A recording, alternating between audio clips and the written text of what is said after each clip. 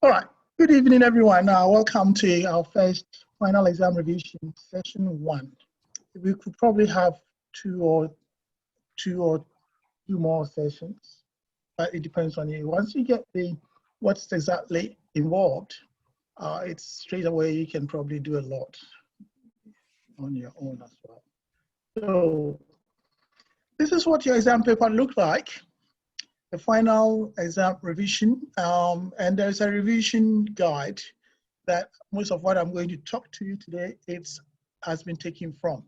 And as you go through assessments, under assessment, there's a revision guide. So I would encourage everyone to open it up and have a look at what the exam is like.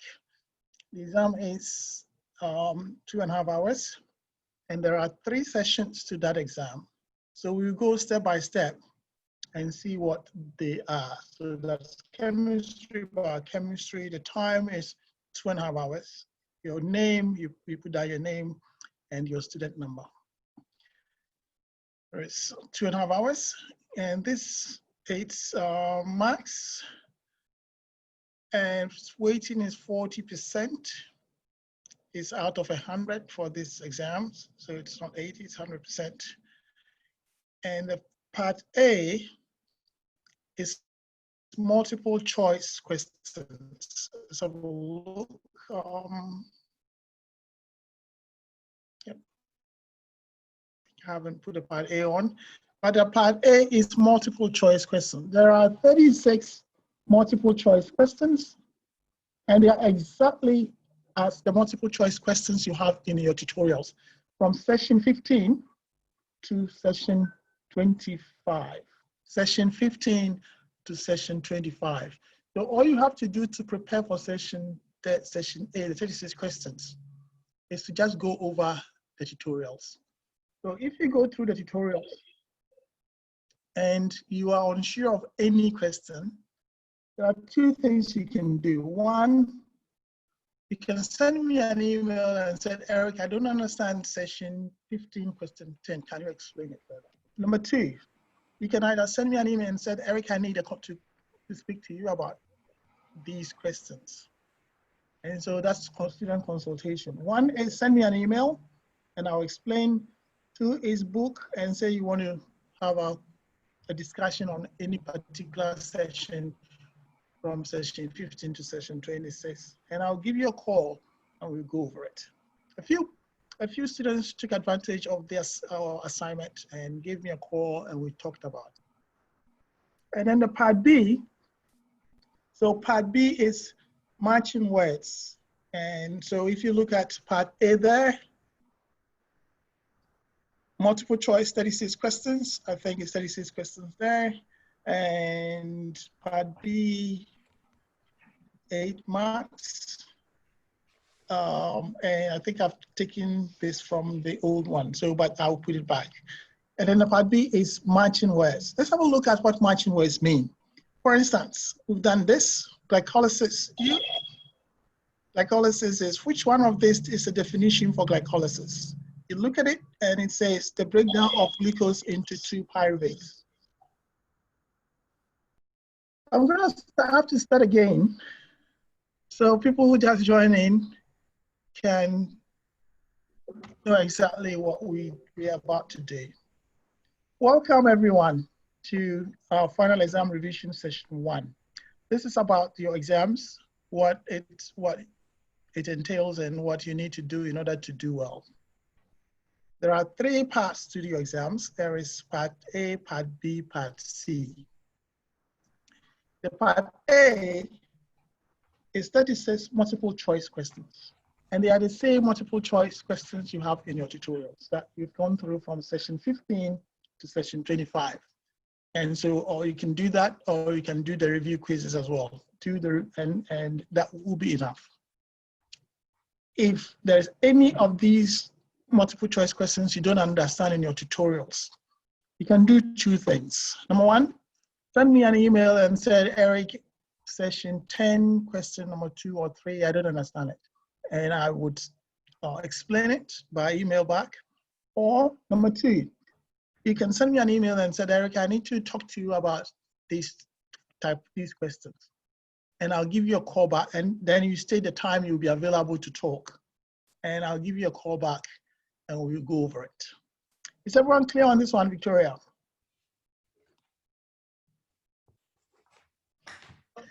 Yeah. Oh, okay. And so that's the part A. The part B is the matching words. And an example of matching words is what we have here of the part B. There are 8 marks for this one. The first one, this will give you 4 marks. For instance, part B, what is glycolysis? What's the definition for glycolysis? And you look through the anything on the right and see, oh, glycolysis is a breakdown of glucose into pyruvate. Is that true? Yes. So then in your online exam, you tick B.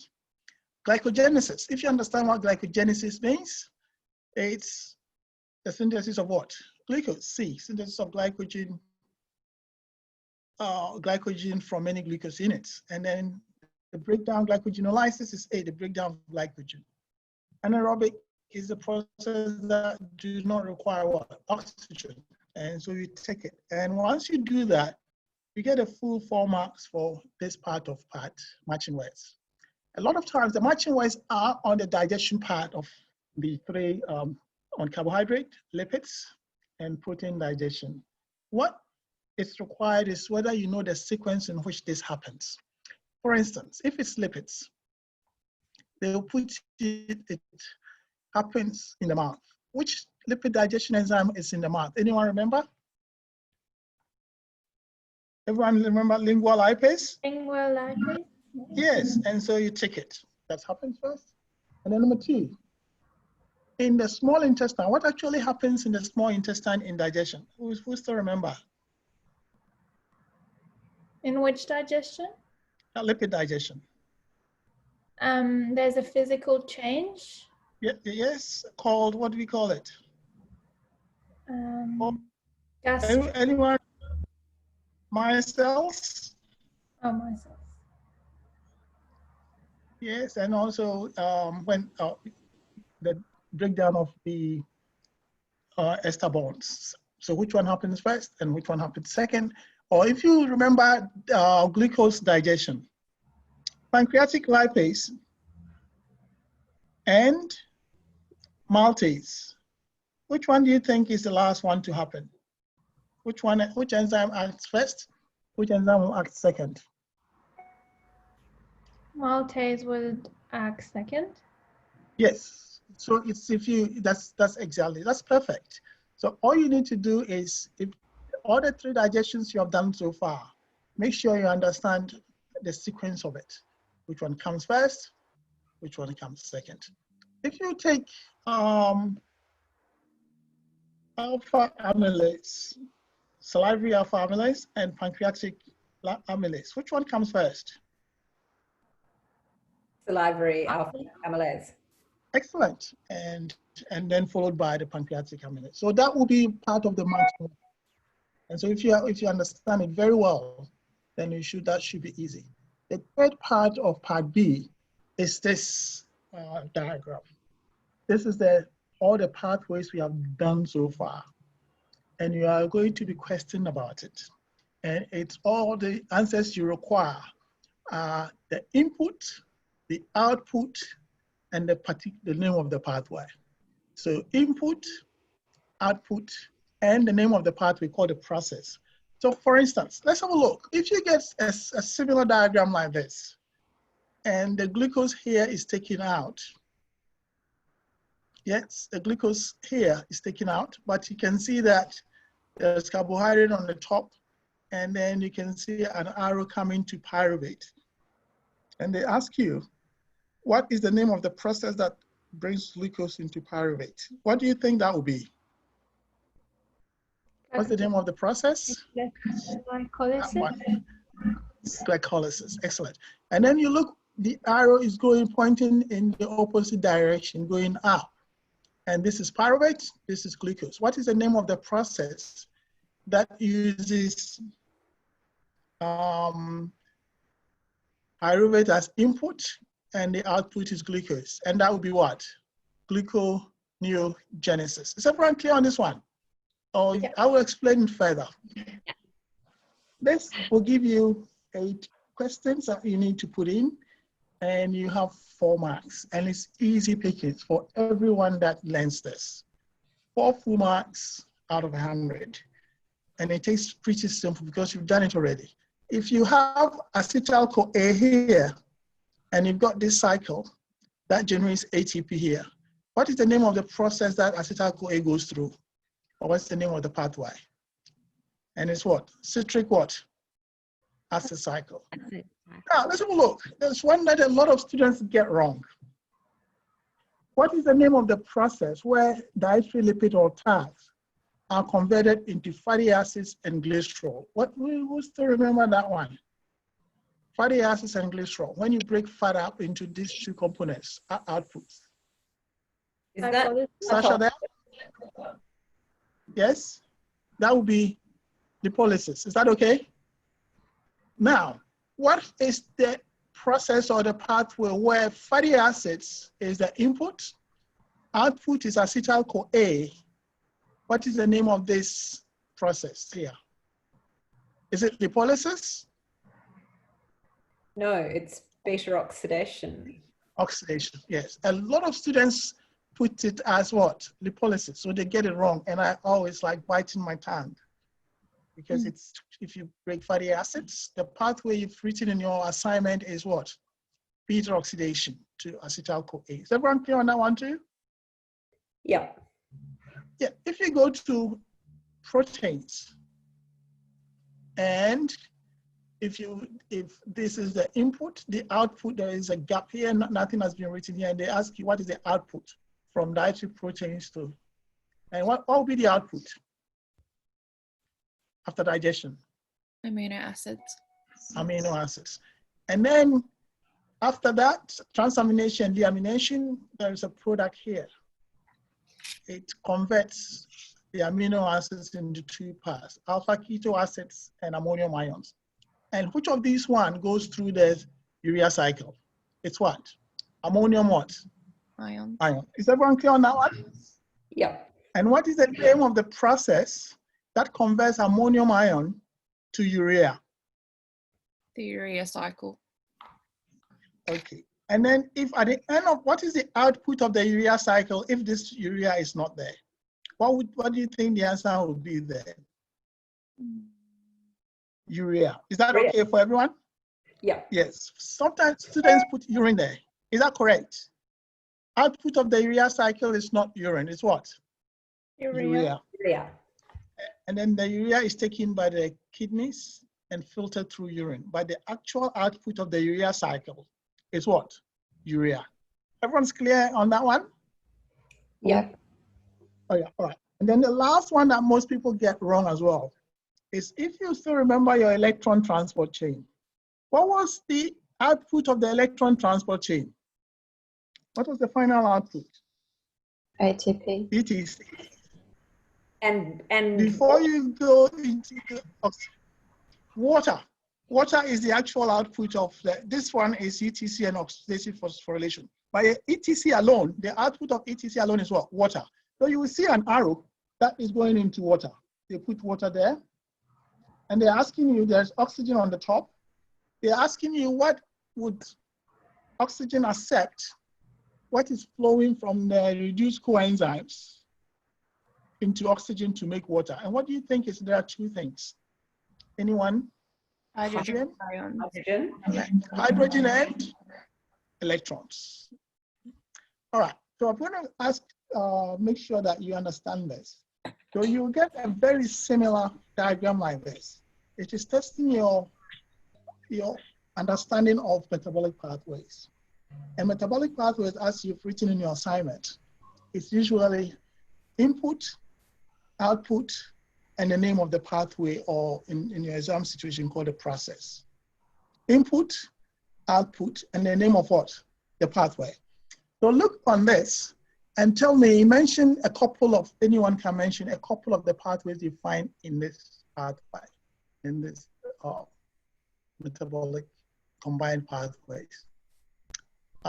Victoria, can you tell me any pathways you see here? what? The common So metabolic that, pathway. any of the metabolic pathways you see in this diagram. Oh, glycolysis? Yes, excellent. You can see glycolysis. So if glycolysis is taken out and they ask you what is the name of that pathway, you'll be able to say that is what? Glycolysis. Is that okay? Yeah. Okay. And Adrian, can you tell me one more pathway? The urea cycle. The urea cycle. Excellent. So if that cycle is there and they're asking you from the dietary proteins pathway, there's a cycle that is going to give you this product. Will that be, you see straight away that this is not citric acid cycle, but what? Urea cycle. Urea cycle. And if Yeah. you know that's the urea cycle, the output, if the output is not written there and they ask you what the output is, will you be able to say the output of the urea cycle is urea? Yes. Yes. Okay. And Stephanie, can you look on the pathway and tell me one more pathway, any one of them that you can see in this diagram? Yep, lipogenesis. Lipogenesis, excellent. And make sure that when you say lipogenesis, you see that the arrow is going towards what? Fatty acids. Is that okay? Yeah. If the acetyl CoA is the input and the output is fatty acids, then that pathway is what? Lipogenesis. Yeah. And Hamish, are you there? Or Sasha? No. All right. Anyone else? Any give me another pathway in this diagram. There's one we haven't mentioned yet. Transamination. Transamination, yes. And if we have amino acids, that is going to, these two pathways would split amino acids into keto acids and what? Ammonium ions. So that's one. There's two more. That one. What's that one there? That looks like a spring. Beta oxidation. Beta oxidation. So what you need to remember about beta oxidation, doesn't matter how they show it. You have to look where the direction of the arrow. If you have fatty acids as the input and the output is what? Acetyl CoA, then you know that that pathway or that process is called what? Beta oxidation. Everyone's clear on this one too? Yeah. Yeah. Yeah. What about gluconeogenesis? How would you be able to determine whether it's gluconeogenesis or glycolysis? The direction of the arrow. The direction of the arrow. If going from pyruvate to glucose, then that process or that pathway is called what? Gluconeogenesis. Is everyone clear? Yeah. Any questions? Any questions? No. No. You'll be able to do this? Yep. And what's the maximum marks you can get from this diagram? 4. Yes? Is that okay? Yeah. And so if you do the 36 multiple choice questions from your tutorial, so you get 36 there, and you do 8 from here and the other 4, and then it means you've already got 44. And it's very easy to do that. If you don't have any questions, we can come back again, but let's go to the written 56 marks here. There are 7 questions.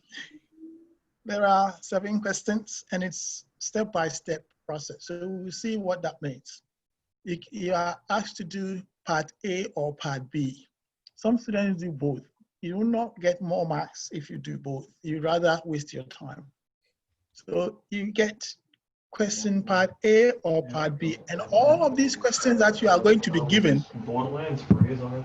Borderlands 2 is bringing epic at the moment. I've already got the full Hanson edition. Yeah, okay, so there's that. And what's that Total War Troy? When it comes out? Can someone close their... First 24 hours. Yeah, thanks. So you have 7 questions, part A or part B, and let's look where those questions are coming from. Yep. If you open your exam guide, the first question is coming from the role of enzymes in chemical reaction. And you are asked to, those questions are sessions 15, and what's the question number?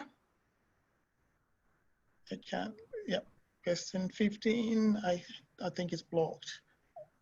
Who can see it? Session, the role of enzymes in a chemical reaction. Session 15 and question what? 3. 3. Question what? 3. Question 3. So all you do then is you go into your tutorials and let's have a look. Tutorials question 15, that one, and question 3. Now let's look at it. Yeah, and so all you do is review this question. And because you are going to write the answers in your exam, make sure you can write what the answers are. Does that make sense to everyone?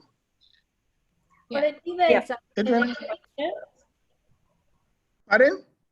Will it be the exact same questions? It would be the exact question. They might not be phrased exactly the same one, but it's exactly the same type of answers you're looking for. So if you know this, if you understand this, you will answer that. Yes? Do we obviously That's have your to write it in our own words? No, but you cannot reproduce everything. You have to understand it. Does Yeah. that make sense? Yeah. Yes. Now let's have a look at question number 1. What is the function of an enzyme? And then you go to the answer and says you can get a maximum of 2 marks from there. So question 1, let's see what it means. An enzyme functions to reduce activation energy in a chemical reaction. And everyone remembers that because if you're able to overcome the activation energy, the chemical reaction will take place. So if you write that, you get 1 mark. If you're happy with the 1 mark, that's fine. But if someone says, if you lower the activation energy, you increase the chemical reaction, or an enzyme catalyzes a chemical reaction, they get a 2nd mark. So even if you can't answer question 2, you already have 2 marks from here. Is that clear, Steph? Yeah. Okay. And then question number 2, you go back to question 2, and it says, what happens in the course of an enzyme catalyzed reaction, referred to enzyme, substrate, and active site? And you know how enzymes act. First, there is the active site. The substrate will bind to the active site to form enzyme substrate complex. If you understand it that way, you get 1 mark. And then you can, if you go on to say that once the enzyme binds to the active, becomes an enzyme substrate complex, the product is formed and the enzyme releases the product. If you remember that way, you get another free bonus mark, 2 marks. What's the function of an enzyme? I know, let me just remember. I know that enzymes will always reduce the activation energy. Good, 1 mark. And or enzymes will catalyze a chemical reaction, 1 mark. Or activation, the rate of a chemical reaction increases, the less energy input is required. Yep, you can get only a maximum of 2 marks. So there are 6 questions, 1, 2, 3, 4, 5, 6. You can get a maximum of 8 marks from there. So for some people, they can get all the 8 marks. You can't get more than that. And so if you are lucky, let's say you did understand this one, you didn't understand this one, but you did understand question 3. So you get 2 from here, 2 from there, 2 from the other one, and then you get all your marks. Now let's have a look at question number 3. Your exams questions are exactly the same way. They are put to you exactly, it might be exactly the same questions. Why is it that each different chemical reactions requires a different enzyme? If you have maltose, what enzyme will break maltose up? Who knows? Maltase. Maltase. Will maltase be able to break up lactose? No. Yes or no? No. No. And so if you, and therefore the reason why we need a lot of enzymes is because the active sites of the substrates are different. So you need different enzyme active sites. in order to break the substrate up. So substrates have specific shape to fit specific enzyme active site. So they need different enzymes to use to be catalyzed. And therefore, only specific enzymes and substrates can fit together. Lactose will not fit into maltose, and maltose will not fit into lactose. Everyone's clear on this one? Yeah. Adrian, are you? Oh, yes, you said yes. Sasha? All right. Question number 4. So that's all we're going to do today. We will look at a question, we will go to the answers, and when you go home, learn it that way for part C. Question number 4. Explain induced fit model of enzyme action. Who still remember that one? Lock and key. Everyone still remember lock and key? Yep. Lock and key is that if I were to go to my car and open my neighbor's car, I cannot put my key in my neighbor's car. That's exactly what enzymes, that lock and key means. That maltase is like a key, it will fit into the maltose lock, exactly. If you put lactose, it won't fit. And so you explain, you go back to the exam question. In the induced fit model, because what was question 4? Question 4 is the induced fit model, which means that when scientists realize that the lock and key doesn't explain every enzyme activity, simply because when you have enzymes like pepsin, they can break every amino acid. It doesn't matter what protein it's coming from. So what that means is that, oh gee, that system is different. It means that the enzyme can change slightly so that any protein can fit in. It changes slightly to allow different protein shapes to fit into it. And that would be the induced fit. The lock and key, on the other hand, is the enzyme active site is already complementary to the substrate. So no changes are required and no other substrate can bind there. If you can explain it that way, you get 8 marks for that question. And if you get 8, 8, 8 for all the 7 questions, you get 56 out of 56. Anyone has any questions on this first question? Victoria? No, I'm good. You're good? Yeah. So tell me what's the best way to study for part C in your own way? What was the best way to study for it? The part C of the exams. Where do you go for what is going to be in the exams? I've personally done flashcards based on the questions. Ah, okay. And that this not all the questions, but particular questions, yes? I'm trying to You do don't all have to study. questions. Yes, you can do all, you can learn all the questions for the multiple choice and etc. But for the part C, you only have to specialize on this part. Let me have a look. So you see these questions there?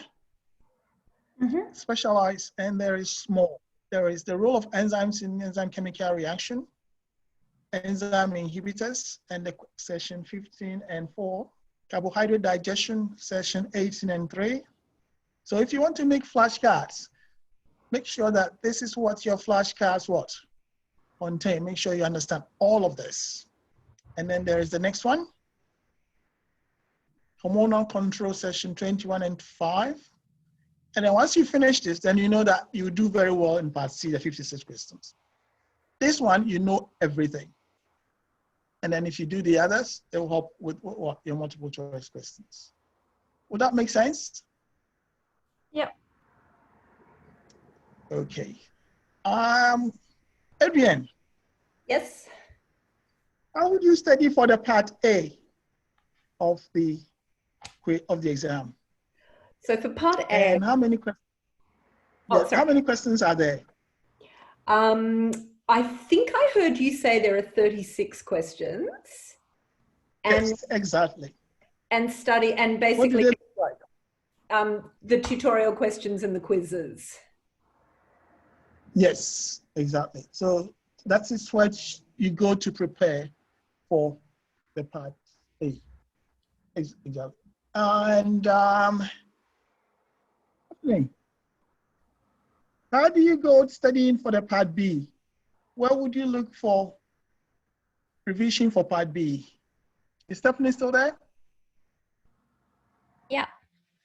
So Okay. Where would have a look at the pathways. Let's have a look at the pathways. What exactly are you looking for in the pathways? You need to know the input, the output, and what the pathway is called. Yes. And once you know that, what else is a good thing, a good point to remember when you are looking for the names of the pathways, so you don't make a mistake? Have a look where Pardon? have a look where the arrows are going. Yes, have a look where the arrows are going, because sometimes a lot of students make mistakes. They look at that and they see glycolysis and gluconeogenesis and they swap one for the other. Yeah. How would you differentiate between glycolysis and gluconeogenesis? One is going If they are- pyruvate to glucose, and the other one's going glucose to pyruvate. Exactly. Is everyone clear? If the arrow is coming from glucose to pyruvate, then that pathway or that process will be what? Glycolysis, right? And Yeah. if the input is pyruvate and the arrow is going up to glucose, then that pathway will be what? Gluconeo. I can never say it. Yes. Gluconeogenesis. Yes, that's perfect. Now, if you have the cyclic pathways, how many cyclic pathways have we learned so far this time? 2. How many cyclic pathways have we learned in the pathway so far? One is citric acid cycle. What's the other one? The urea cycle. How would you differentiate which is which? Which one is which is which? In a pathway diagram, how would you differentiate? Oh, this is urea cycle and that one is citric acid cycle. The urea cycle has a finishing product of urea. Yes, but if in case the urea is also a question, how would you know? It comes from the amino acid side. Yes, amino acid side, exactly. And what is the input? Oh, Input of anyone can help. Anyone out there? What's the input for urea cycle? Ammonium ion. Is everyone? Yes, Emily, are you okay? Yeah. Okay. And what is the input for the citric acid cycle? Acetyl-CoA. Acetyl-CoA. So you can see that the citric acid cycle is very easy to be able to see it, because the input is what? Acetyl-CoA. And what is the output of the citric acid cycle? You've done it in your assignment. The NADH. Reduce what? The electron-rich Exactly. coenzyme. Yes, electron-rich coenzyme, NADH, FADH2. And how would you form water? How would you form water from the ETC? Who picks up what to form water? Transport chain picks up the electron-rich coenzymes. Yes. And what's the last acceptor there to pick them up? Oxygen. Oxygen. And oxygen picked up the electrons and hydrogen. So if you know this, that's 4 marks. And I want everyone to know this. You know that if you have done metabolic pathways, so it's easy to remember these inputs and outputs and the process or the pathway. Now, if you have fatty acid and the arrow is pointing to acetyl-CoA, fatty acid, and the arrow is pointing to acetyl-CoA, what is the name of that pathway or that process? beta oxidation. Beta oxidation. And if the arrow is pointing from acetyl-CoA to fatty acids, what would be the name of that pathway? Lipogenesis. Yes. And a lot of students confuse beta oxidation with lipolysis. What is lipolysis?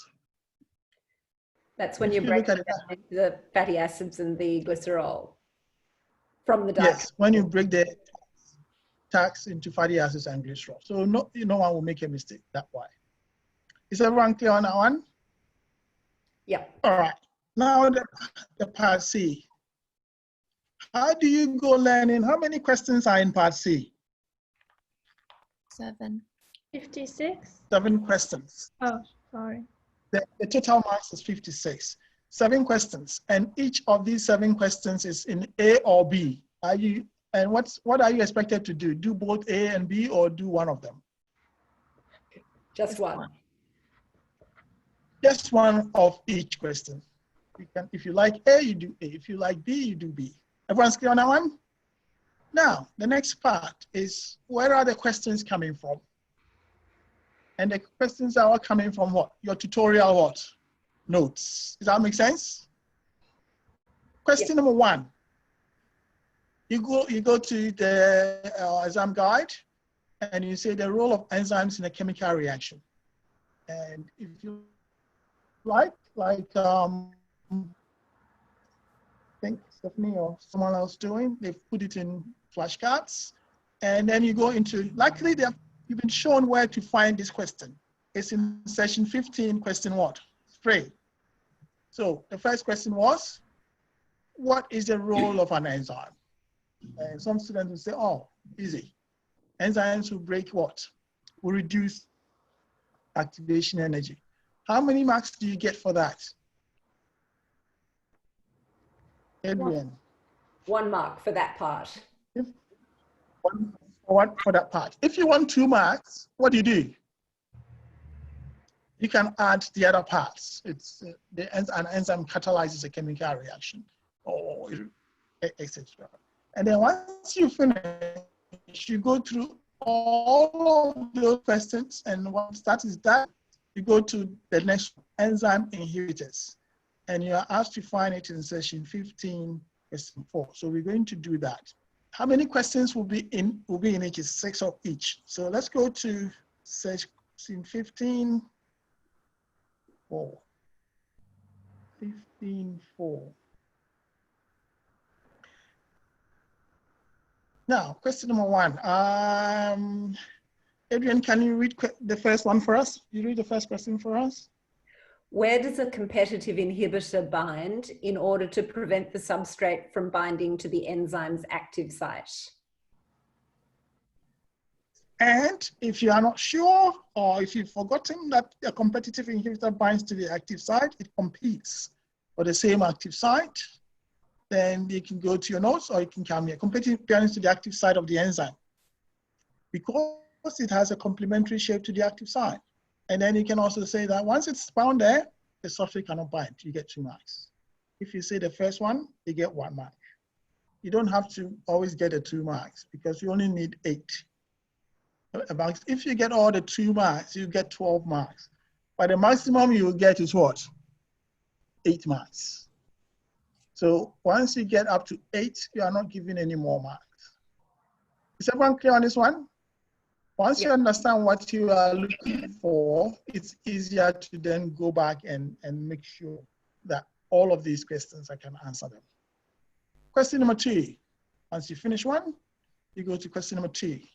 And Stephanie, can you read question number 2 for us? Yeah. Does the competitive inhibitor change the shape of the active site? If so, what effect does this have on the function of the enzyme? And you remember that competitive inhibitor, it just binds there. It doesn't change it. It just occupies there. And so you can see, does not change the shape of the enzyme's active site, 1 mark. It just what? Completely what? Binds to it and prevents the substrate from what? Coming in, 2 marks. Is everyone clear on that one? Yep. Yeah. Yeah. And Victoria, do you want to read question 3 for us? Victoria, still there? Where does a non-competitive inhibitor bind in order to prevent the substrate from binding to the enzyme's active site? And if you remember very well, a non-competitive inhibitor is not competing for the active site. So it binds to the regulatory site. Regulatory site? Yes. So once you say that, we get one point. A non-competitive inhibitor binds to the regulatory binding site. If you write that, 1 mark. And then once it's bound to the regulatory site, what happens to the shape of the enzyme active site? It changes it, so substrate cannot bind. 2 marks. Everyone's clear on this one? Yeah. Okay. Question number 4. You go back, and let's see who can read question. Adrian can read question 4 for us again. Oh, I can't, sorry, I can't see it. I can only see the answer.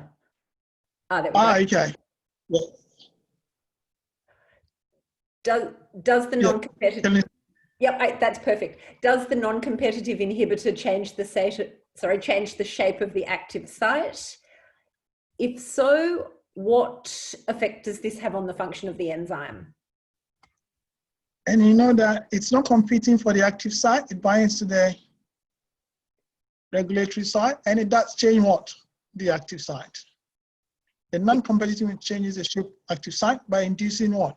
Once it binds to the regulatory site, it changes the shape of the protein, the 3-dimensional shape. And if you change it, you change the enzyme's active site. So the substrate no longer can bind there. If you can put these things together, you get all the 2 marks there as well. Is that okay there? Yes. And then question 5. Emily, is Emily still there? Yeah, I'm here. Okay. Can you read that for us? Where does an irreversible inhibitor bind in order to prevent the substrate from binding to the enzyme's active site? Now, once the word comes in, there is reversible and irreversible. Competitive and non-competitive are both reversible. But irreversible ones, who's to remember where irreversible binds? And then if you've forgotten, you go back, it actually binds us in a covalent bond, binds the enzyme's active site by a covalent bond. And so once it binds there, it's permanent. The enzyme's active site, it blocks anything from coming in. If you're able to say that, you get your 2 marks. Any questions? Is everyone clear on that one? Yeah. Yep. Yeah. And it changes the active site. Once it's there, active site, it's inhibiting it permanently. And so nothing can bind there. Once you finish that question 1 and 2, you go back to your marking guide, the exam guide. The next question is the structure and function of ATP. Where do you find this one? Session 17, question what? 3. And so we go there and look at it again. Session 17, question 3. 17, there's no session 16. That was 17.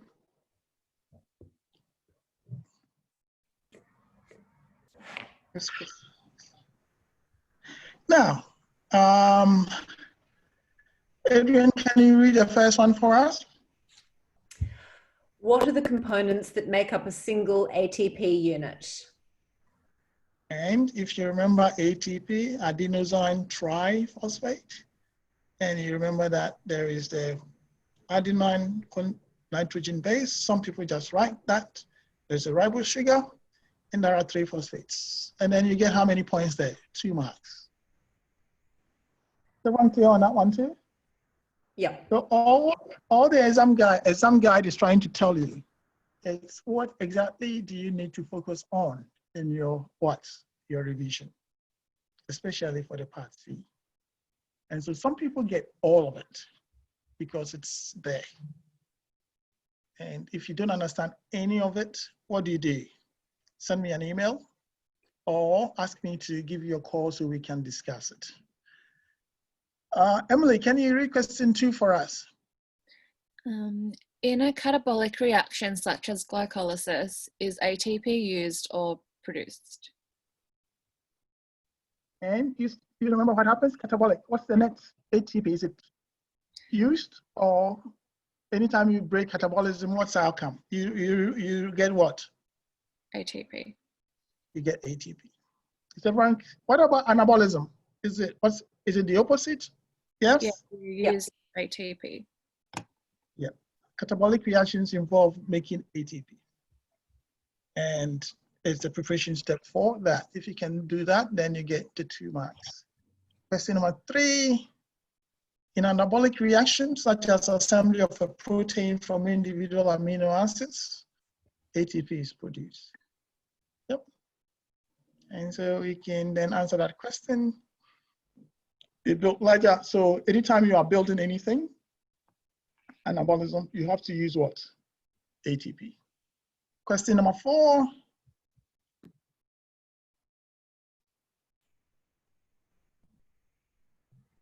How much energy is released? Do anyone know how much energy is released when you break one of the phosphoanhydride bonds?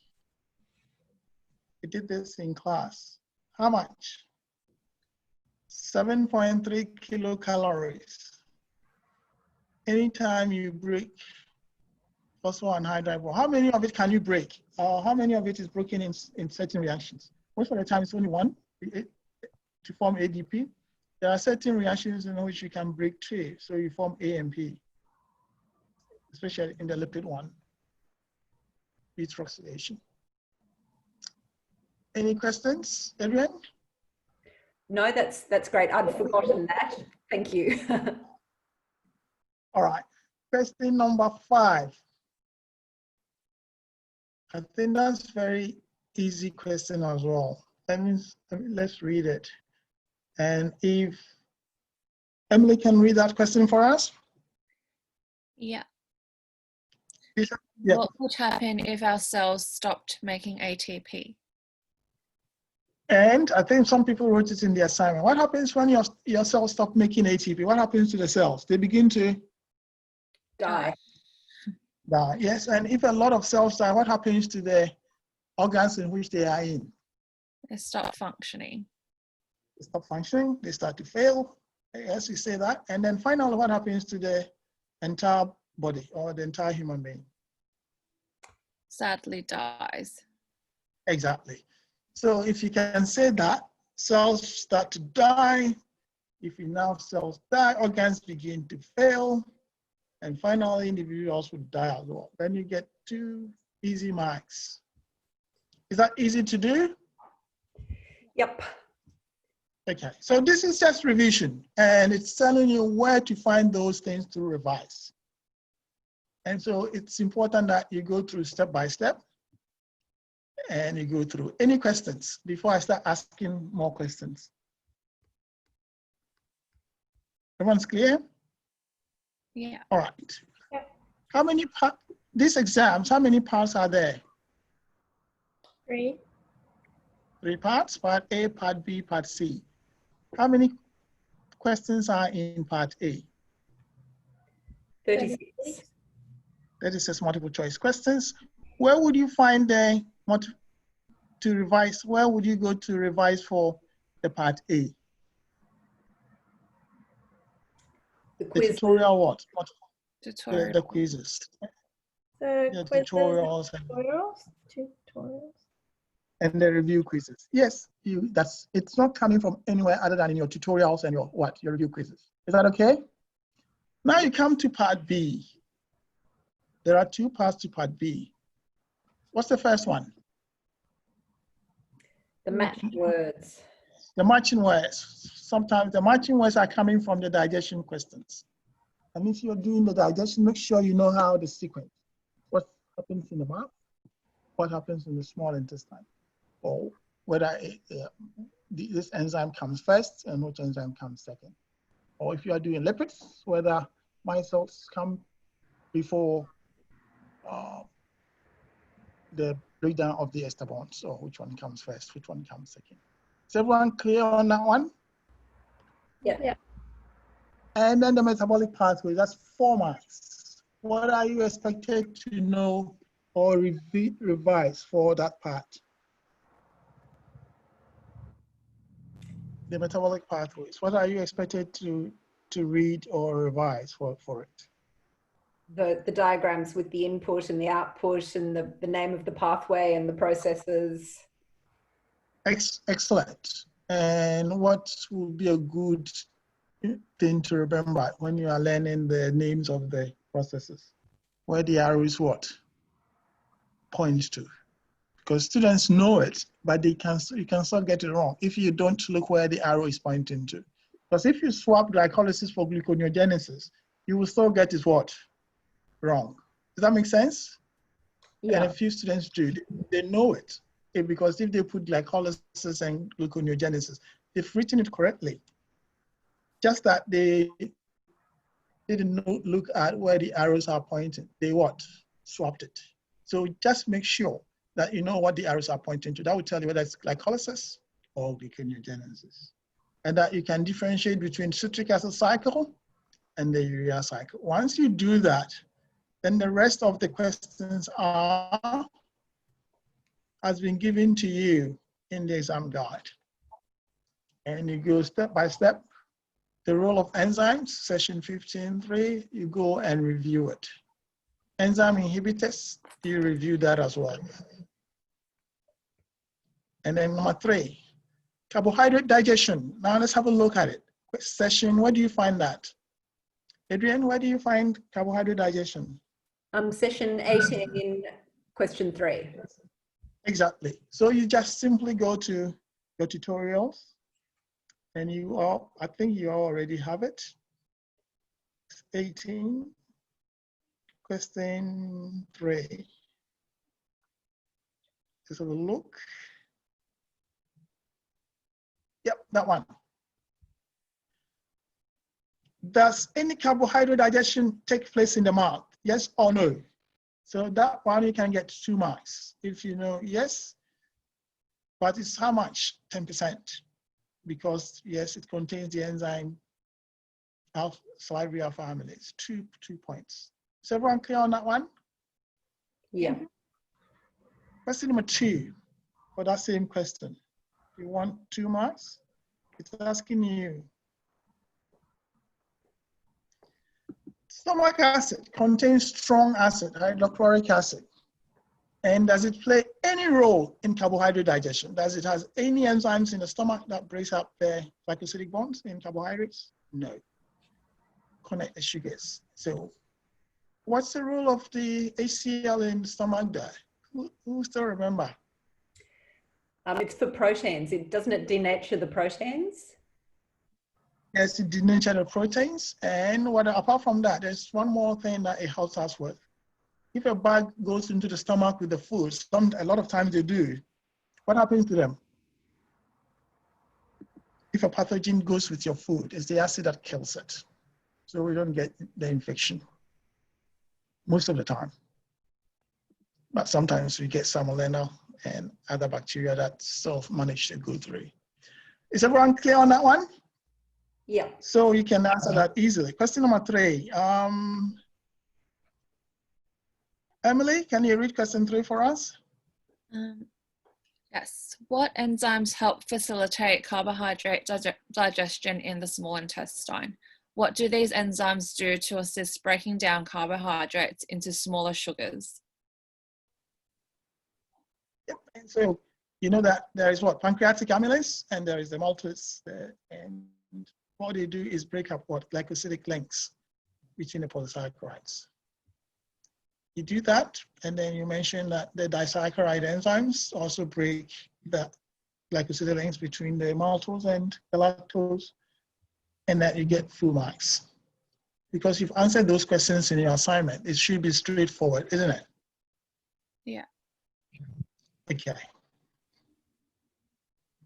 Question number 4. Emily, can you read question 4 for us, please?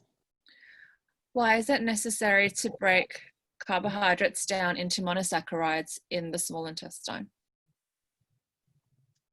you wrote this in your assignment. What do you think? Why was it necessary to do it? Why do we break it up? So in order for them to be absorbed. Yes, if it's too big, and so you have to break that into the units, monosaccharide units, so we can be absorbed. You do that, you get all the marks. Both polysaccharides and disaccharides cannot be absorbed, and so that's why we break them up. And Adrian, you want to read question 5 for us? How are the carbohydrate digestion products transported into the bloodstream? Where are the monosaccharides taken once in the blood? And active transport through intestine allows monosaccharides to enter the blood.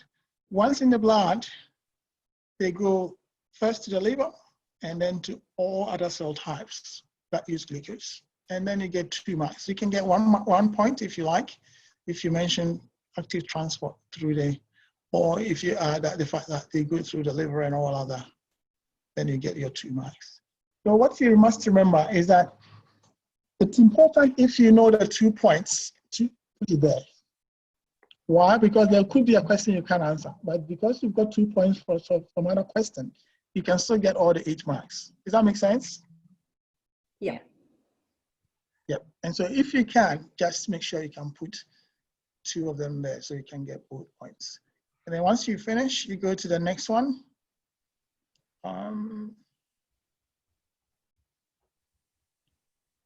The glycolysis. You can see that if you did the assignment, then the same questions are coming up again. And where do you find that question? Session 18, 4 questions 4 and 5. Session 18 that we went to. 18, 4 and 5. Are you guys getting bored? Because you already know this. Anytime I know something, I don't want to know it anymore. Is that you have the same problem too? All right. So, Emily. Yeah. Can you read that question for us? Yeah. Why does glycolysis occur in the cytosol, where all the enzymes needed for the glycolysis reactions are located?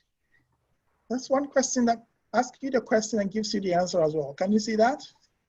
Yeah. Yeah. I don't know, but well, I like it. If you ask me a question and I give you the answer, I like it. So each of the steps of glycolysis requires specific enzymes, 1 mark, and the enzymes are all located in the cytosol where the enzymes for the OOs occur. And then remember that enzymes, metabolic reactions occur where the enzymes are needed for the reaction are located. So if you can see these 2 points there,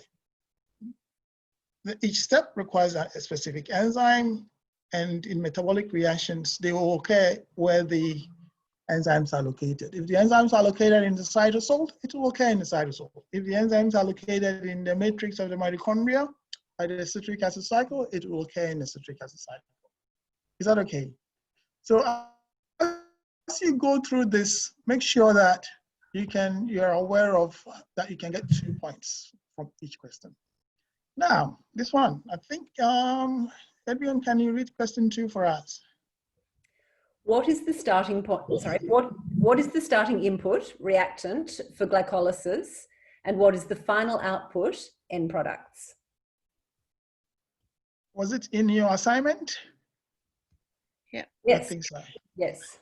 What is the input for glycolysis? And you will say is what? Glucose. And you get one point. And what is the output for glycolysis? 2, how many pyruvates? 2 pyruvates, 2 NADH, 2 ATP, and you get another point. So if you've done your assignment, you would remember this. Question 3, we're almost time, so when we come back next time, we'll go through step by step. But if you think you still remember all of them, you can do it on your own as well. Where does the input required for glycolysis come from? That was the linking statement. Emily, do you want to tell us? Where do we get the glucose that we use in glycolysis? Where did it come from? Digestion. From digestion. And then after digestion, what happens to it? How do we get it into the cell? Use insulin promotes the transport. Insulin, yeah, and transport. And then if you mention it that way, you get the two marks for it. Any questions? I think we have few minutes for you to ask questions. And then when we come back next time, we will just continue exactly the same thing. So you don't need to do any more than this. As long as you remember that these are the questions that you're going to have to answer. And so you go over again and again and again until it's clear. So some people sit there and they just write. Within an hour, they're done. Because they have spent time on what's important. Adrian, you have a question? No, that's all great. Thank you. Yeah. And Stephanie? No, that was really good. I feel much more confident now. I was a bit scared before. Shouldn't they? And Emily? Yeah, all good, thank you. All good. You know where to go for what to study, how to study it, and making sure. Yeah. Is that you that has the flashcards? Who's made the flashcards? I did. Okay, Victoria, you've done. Okay. Make sure that you put the questions in the exam guide flashcards on the top, right? Yeah, I did. Yes. And then once you finish all of it, then the rest will help you with your exam guide, with your multiple choice. Multiple choice, just use the tutorial multiple choice questions and the review quizzes, and you should be fine. All right, it's 7 o'clock. And so next Monday and next Wednesday will be the last lectures. We will just go through as we've done now. So if you can do that on your own, that would be perfect as well. Or you can go through it, and then when you can ask questions. And secondly, if there's something you still didn't get from these tutorials and lectures, send me an email and I'll explain it. Number two, if you still want to talk to me about these questions, email me as well and tell me the time and date you are free to have a chat on particular questions. You need to say, Eric, I need your help with this and that. Is everyone clear on these ones? Yeah. Yes, thank you. Yep. Thank you. Thank you. Thank you. Thank you.